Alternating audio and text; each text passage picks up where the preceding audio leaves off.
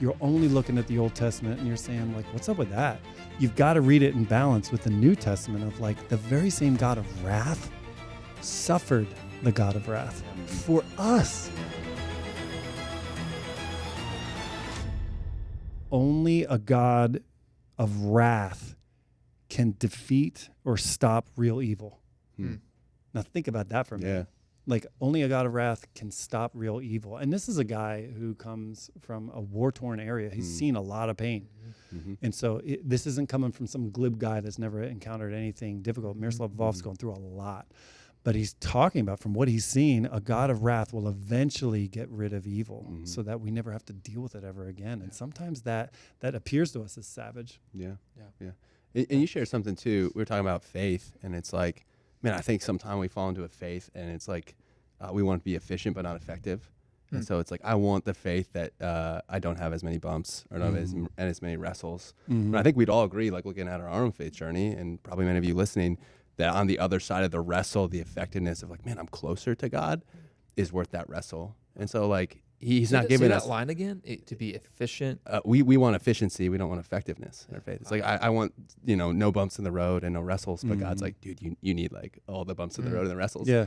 And even just relationally, like, just shamelessly being a dude, right? Like had a little stint where it was like I was doing jujitsu and MMA and stuff. And it's like, dude, the closest you would get from the guys when it went, like, just above a friendly spar, where you're like, okay, we hit each other in the face, like, as hard as we could a little bit. But, like, the hug after the bell rang was legit. Like, I have, like, some pictures of even people capturing the hug. And it's like, you don't get that little moment if you don't have the moment where, like, that, like, really hurt. And I didn't like that feeling. But, like, I know more about myself and the other person on the other side. Dude, I think about that all the time. I mean, I do. Like, I think to myself, I need to take some shots in the head. You know what I mean? Just in case anything were to ever happen. Where gotta I'm be ready. Like, wait, what just happened? You know, just pay somebody. Is that the dumbest thing?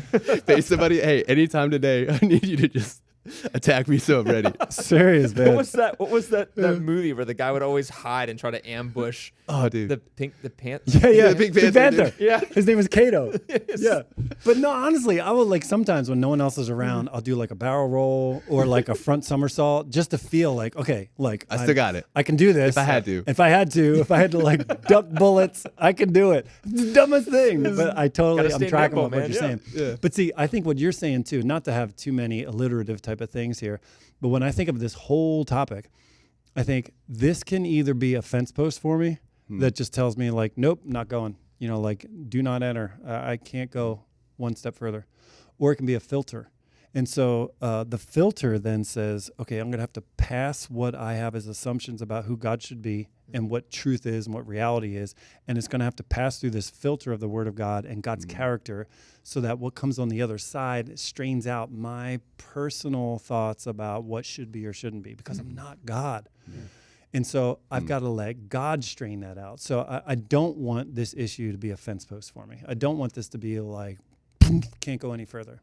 I want it to be a filter. And filters are tough. You're going to leave some stuff behind. And so I think majority case here is that we've really got to understand, I think big idea from this is that when you only know half the story, you don't have the whole truth. And so if you're only looking at the Old Testament and you're saying, like, what's up with that? You've got to read it in balance with the New Testament of, like, the very same God of wrath suffered the God of wrath for us. Yeah. And so it's like, so which is it? It's all the same. Yeah. So you can trust the character of that God, even when it feels like that's hard to do. And it's my friend who lost a couple kids. He's not like, I'm cool with it. I'm good. I don't care anymore. No, he still cares, but he chooses to trust. I think that I've never heard it said quite so succinctly in that way, where maybe see that phrase again, the God of the same God of wrath, the God of wrath suffered the God of wrath. How did you say that? Yeah. Well, I don't know. It sounded great. It was tweetable. Yeah. But It was But good. the concept, of, like, man, God doesn't. None of us here experience something or that God didn't himself go through. Like, he went through his own wrath. Like, what an unreal concept. I know. Like, I know. And you he can't didn't point just- at him and be like, oh, you don't have to put up with it. It's like, See, there's he the took thing. brunt He's of it. not. He's not Yeah. Rex Kwon Do. He's not just like, I can do it. Look, I can even do it to myself. Forget about it. Like, that's forget it. That's great. Do that again. That was Forget about it. that was perfect. What I'm trying to say is God is not saying, I go home to Starla. He's not that person. I can do this. It's more like, I choose to do this for you. And that's the thing that we've got to say, okay, I'm going to hold on to that, and I'm not going to hold on as strongly to this over here, because I'm going to choose in the end. See, this is what I think. I think we're going to go to heaven someday, and we're going to, I don't know, I imagine myself like walking across like a field or a plane or something like that, and like it hits me like I'm here. And I'm going to be struck with humility, struck with like, I don't deserve to be here. It's because of what Jesus. And then all of a sudden I feel, I don't know, I could be totally wrong about this. In the same way we take like 6 months to a year to kind of like figure out, like when we're babies, like what color is, what distances are, who's what. I think it's going to be a wear-in period in heaven where it's slowly going to hit us like, oh, so that's why all of that happened, and I think this issue is going to be that kind of thing. We're not going to know everything. We're not going to be able to fly everywhere. We're not going to be gods in heaven. We're going to slowly come to the realization of like, whoa, so that made a whole lot of sense. Like the way God did it, it was all about love. It was all about sacrifice. It was all about giving himself. He surrendered himself for us. And so we got to hold on to that. That's what I think.